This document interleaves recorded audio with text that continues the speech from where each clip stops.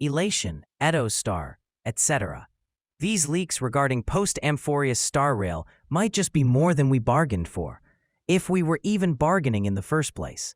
Of course, everything has to be taken with a grain of salt, but if we accept the leaks as truth, then what they reveal/spoil goes beyond the scope of the leaks themselves. What I mean is that the unintended consequences of the leaks are implications of what may potentially occur in the narrative.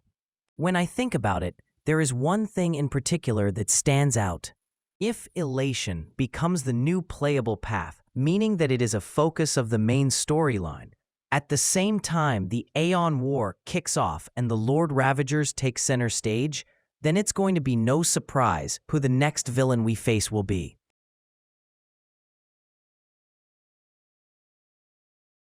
While Sampo is also a masked fool with the tavern as Sparkle is, he hadn't had his mask when he arrived on Jarilo-IV. He had no desire to hold on to it, and it was in Sparkle's possession. At some point between him getting stuck on Jarilo-IV as the Astral Express was, due to the eternal freeze, and his work with Sparkle on Penacony, he was compelled to get it back from her. When Sampo talks with Sparkle in Penacony, he asks for his mask back. She asks him why he suddenly wants it back. Then, she answers her own question with a rhetorical one, implying that the only reason he would want his own mask is an impending major threat to Jarilo-IV. I think Aha gave Sampo their gaze, and in doing so showed him a vision of what to expect. That vision was destruction orchestrated by Asat Pramod. When introduced to him, one of the lines he says is, "I mourn for worlds that can no longer laugh." Not only does this imply that the mourning actors will be involved, but it sounds inconsistent with his character. On the surface, it kinda sounds like something a loyal Pathstrider of Elation might say. But what does it truly mean for the archenemy of Elation to say that? He is not some sympathetic individual that wishes for amusement to return to these worlds, but an angel of death that seeks to destroy worlds consumed by despair. Having long suffered the eternal freeze, Jarilo-IV was one such world, despite its new journey toward revival and normalcy. The end of the eternal freeze had come too late for Jarilo-IV to avoid becoming a target. Sampo, in response to Sparkle, offers his own cryptic reply, insinuating that he must take a more supportive and indirect role, rather than a direct, offensive one in what is to come. Does he still need his mask for that? I believe Sampo will bestow his mask to the Trailblazer upon them getting Aha's gaze in the coming battle, as he was anticipating, and he will send them off with a line like, "Go make a fool of yourself." With all this in mind, this is how version 4 will theoretically play out. The Express receives a distress call from Giovanni. Tavern, destroyed, save Jarilo. The Express returns to Jarilo-IV to intervene in whatever is happening. They find it under assault by Asat Pramod's forces. With the Aeon War commencing, the Lord Ravagers will potentially be working together to accomplish their goals. Fantilia takes advantage of the Law-Fu's support of Jarilo-IV and uses Asat Pramod's campaign against it to have them divert resources. With the Law-Fu's military reduced, she launches her next attack. During the climax of the conflict with Asat Pramod, he will appear and, in order to crush the heroes' resolve and make them despair even more, reveal the truth about Kokolia's death and how Bronya has lied the entire time.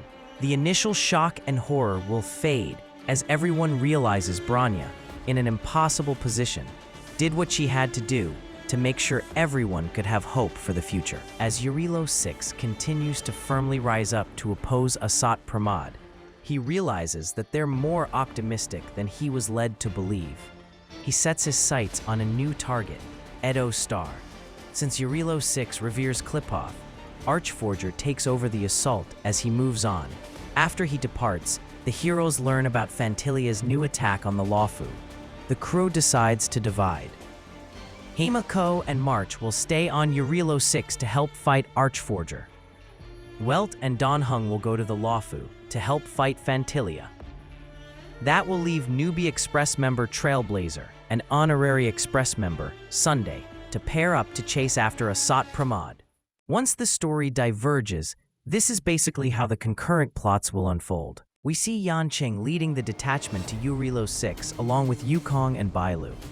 Jing Yuan will have sent his protege to aid their allies in order to mature as a leader, a soldier, and a person. These lessons he will learn while fighting alongside the pair representing the Silvermane Guards, Bronya and Japard. Wildfire will be represented by Sela and Luca.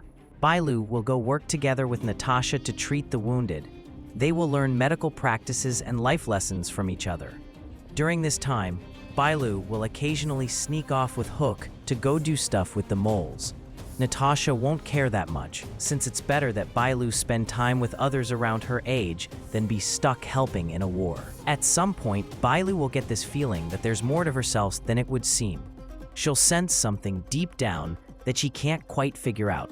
Thinking that there's long-lost memories, she'll eventually be helped by March, who has recently had her own memories restored.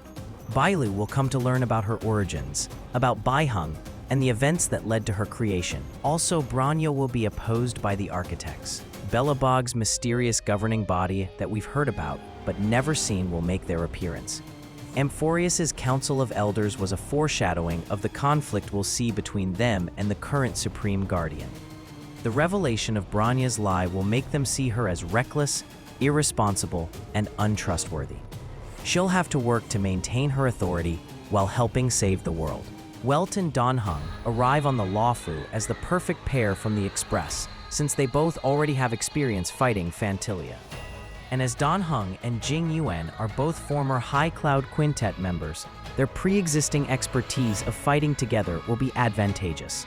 Welt and Danheng will join up with Jing Yuan and Fu to strategize. Ran Mei will also be encountered on the Luofu. She'll be there mainly to study Fu's progress, but also use her knowledge of the simulated universe, along with Screwlum, to help Fu Xuan build a new prediction engine to replace the Matrix of Prescience, assuming the original is now non-functional due to Noose's death. Giovanni will be revealed to have survived, and now on the Luofu involved with Emergia. With Blade having a leaked new form, it's safe to say he will be on Edo Star alongside Trailblazer and Sunday. He's next in the sequence of Stellaron Hunters. With the exception of Jarilo-IV and Amphorius, which were isolated from the rest of the universe during their main story missions, we've interacted with a different Stellaron Hunter at each subsequent location after leaving the Herta space station. First, it was Kafka on the Luofu. Then Firefly on Penacony. I'm also not counting Silverwolf because she's been relegated to an event character, appearing on a regular basis. Either way, the only Stellaron Hunter left is Blade. It makes sense for Blade to cross paths with us now. As a seasoned soldier, his war experience will prove to be invaluable. I also think Sunday will be of benefit to Blade by using his harmony powers to keep the Mara under control. That is something likely to be part of the script that Blade was given. Robin will show up on Edo Star. She'd surely be interested in protecting its houses of music, and her steadfast optimism will help ward off whatever despair has taken hold of its citizens. This will also allow for Sunday and Robin to work together and truly reconcile.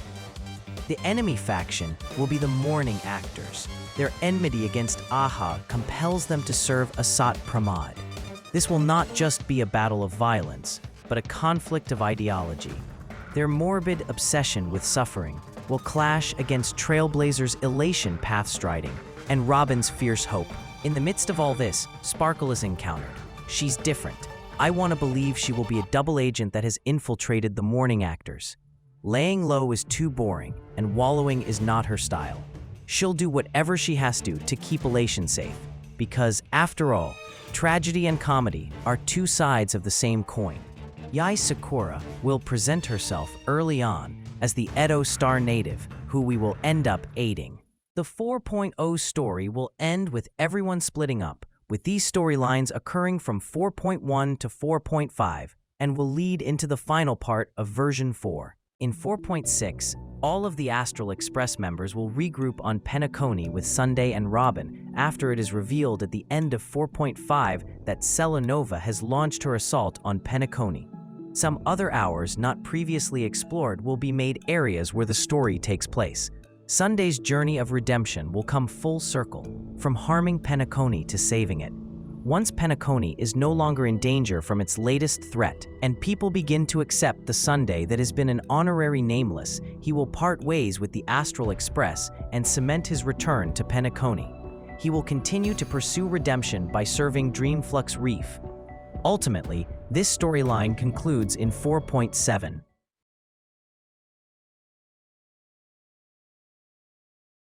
When it comes to the Lord Ravagers, we have to ask ourselves these questions. When did Nanook start producing them? How many Lord Ravagers are there at this point in time? How many have there ever been total? Are they meant to still serve Nanook after killing their target Aeon? Or are they done with the destruction after serving their purpose? What I'm getting at is, we must consider the very real possibility that there has been a Lord Ravager for Trailblaze.